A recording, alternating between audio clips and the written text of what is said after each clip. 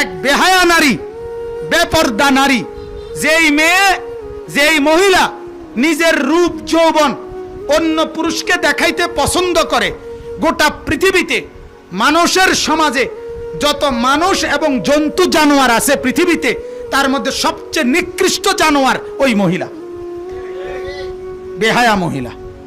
কারণ সে তার শরীরে জন্মগতভাবে, আমরা এখন গরমকাল, এখন গরম লাগতেছে, এখন ঠান্ডার সময় ঠান্ডা লাগা এটা শরীরের স্বাভাবিকতা কিনা?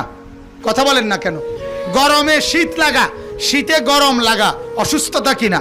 তাহলে একজন নারীর সৃষ্টিগতভাবে আল্লাহ লজ্জা, তাকে নিজেকে একটু আড়ালে রাখা, নিজেকে একটু লুকাইয়া রাখা, নিজেকে গোপনে রাখা, এটা আল্লাহ তাআলা তার সৃষ্টিগতভাবেই দিয়েছেন। সেটাই যার মধ্যে নাই, ওইটাকেই যে ছিঁড়ে ফেলছে, ওইটাকেই যে